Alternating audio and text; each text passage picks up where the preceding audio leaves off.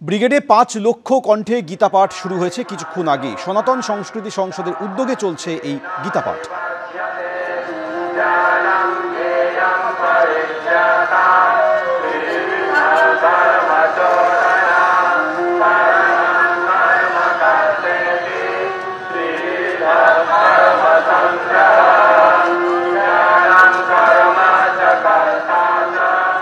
কিছুক্ষণ আগেই ব্রিগেডে ৫ লক্ষ কণ্ঠে গীতাপাঠ শুরু হয়েছে। হাজার হাজার মানুষ এই মুহূর্তে ব্রিগেডে ভিড় করেছেন।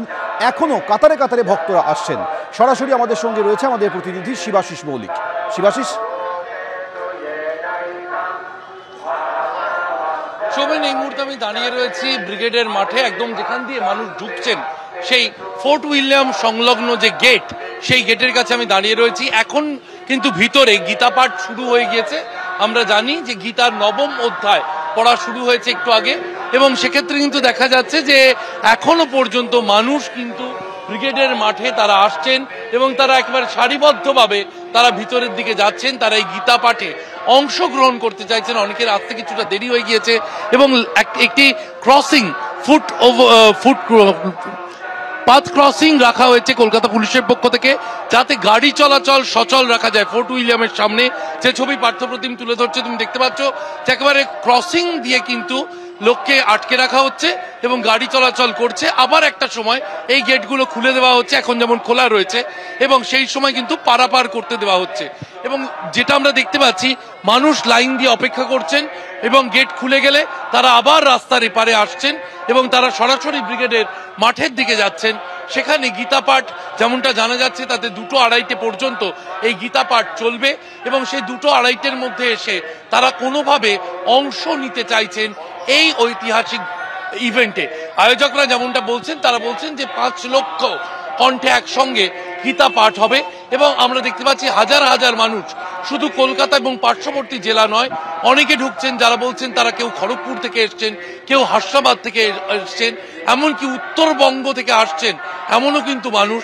তারা এখনো দেখা যাচ্ছে, আরেকবার ছবিটা দেখাতে বলবো পার্থপ্রতিমকে, যে রোড ক্রসিং খুলে দেওয়া হয়েছে এবং ওপারের ফুটপাথ থেকে এপারে কিন্তু লোক আসছে এবং ময়দানে ঢুকছে, সেই ছবি আমরা দেখতে পাচ্ছি। বিভিন্ন জেলা থেকে মানুষ আসছেন এবং বিভিন্ন সময় ট্রেনের কারণে আমরা কিন্তু দেখতে পাচ্ছি ধাপে ধাপে মানুষ ব্রিগেডমুখী হচ্ছেন এবং তারা একবারে সারিবদ্ধভাবে তারা ব্রিগেডের মাঠে ঢুকছেন। সেখানে আমরা জানি বাগেশ্বর ধামের ধীরেন্দ্র কৃষ্ণ শাস্ত্রী তিনি রয়েছেন, সাধ্বী ঋতম্বরা রয়েছেন। তাদেরকে দেখতে যেমন অনেকে আসছেন, তেমনি গীতা পাঠে অংশ নেওয়ার জন্য ৫ লক্ষ কণ্ঠে গীতা পাঠ, সেই গীতা পাঠের যে সমারোহ, সেখানে কিন্তু অংশ নেওয়ার জন্য তারা আসছেন। এবং এর আগে আমরা জানি ২০২৩ সালে ২৪শে ডিসেম্বর ১ লক্ষ কণ্ঠে গীতা পাঠ কলকাতায় হয়েছে। শিলিগুড়িতে গত বছর শিলিগুড়িতে এই লক্ষ কণ্ঠে গীতা পাঠ আয়োজন করা হয়েছিল। একেবারে সংখ্যাটা বাড়িয়ে কিন্তু এবারে ৫ লক্ষ করা হয়েছে এবং সনাতন সংস্কৃতি সংসদ যারা আয়োজন করেছেন তারা দাবি করছেন ৫ লক্ষ সংখ্যা পার হয়ে গিয়েছে, মানুষ এখনো আসছে। সৌমেন। শিবাশিস, ধন্যবাদ। অর্থাৎ আজ কলকাতায় সর্ববৃহৎ গীতাপাঠ অনুষ্ঠানের আয়োজন করা হয়েছে।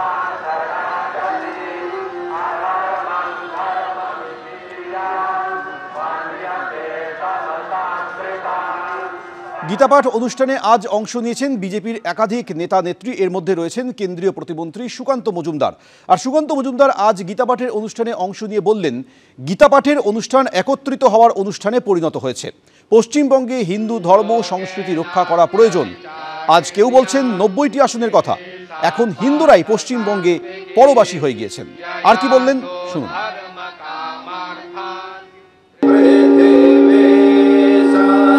এই গীতাপাঠের অনুষ্ঠান সকল হিন্দুদের একত্রিত হওয়ার একটি অনুষ্ঠানে পরিণত হয়েছে এবং বাংলার যা বর্তমান পরিস্থিতি, এই পরিস্থিতিতে হিন্দু ধর্ম সংস্কৃতি যদি রক্ষা করতে হয়, যার জন্য পশ্চিমবঙ্গ তৈরি হয়েছিল, হিন্দুদের জন্যই তো পশ্চিমবঙ্গ তৈরি হয়েছিল, তাহলে পশ্চিমবঙ্গ তৈরি হওয়ার তো কোনো দরকার ছিল না, পুরোটাই পূর্ব পাকিস্তানে চলে যেত জিন্না এবং সোহরাওয়ার্দীর দাবি অনুসারে। তো আজকে কিছু লোক বলছে যে ৯০টা সিট আমাদের, থাকতে সবাই পারে, এখানে কোনো অসুবিধে নেই, কিন্তু ভাগ তো হয়েছিল হিন্দুদের জন্য। আজকে হিন্দুরাই যদি এখানে পরবাসী হয়ে যায় তাহলে তো চিন্তার বিষয়। নির্বাচনের সাথে গীতাপাঠের কোনো সম্পর্ক আছে বলে আমার মনে হয় না। দেখুন, কেউ যদি নিজেদের মনে করে যে তারা হিন্দুদের সার্টিফিকেট দেওয়ার লোক, তাহলে খুব ভুল করছেন। কেউ তাদেরকে সার্টিফিকেট দেওয়ার অধিকার বা অথরিটি কোনোটাই দেয়নি। বিজেপির কাছে আইডল আজকে কারা? কার্তিক মহারাজের মতো ধর্ষণে অভিযুক্ত লোক। বিজেপির কাছে আজকে আইডল কারা? আসারাম বাপুর মতো ধর্ষণে অভিযুক্ত লোক, নরেন্দ্র মোদী যাদের সঙ্গে স্টেজে উঠে নাচতে দেখা গেছে। ফলে বিজেপি হিন্দু ধর্মটাকে সমস্ত ধর্ষক, সমস্ত রেপিস্ট, তাদেরকে আইডিয়াল মানে আদর্শ নিয়ে আমাদের হিন্দু ধর্মটার যে আসল গরিমা সেটাকে নষ্ট করার চেষ্টা করছে।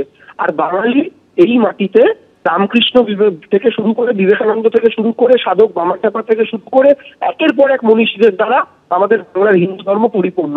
ফলে বিজেপি যদি মনে করে এইসব লোকেদের মঞ্চে বসিয়ে, নিচে কয়েক হাজার লোককে বসিয়ে গীতা পাঠ করিয়ে বাংলার মানুষ সেটাকে মনে করবে হিন্দু ধর্মের একটা সমাবেশ, তাহলে খুব ভুল করছে।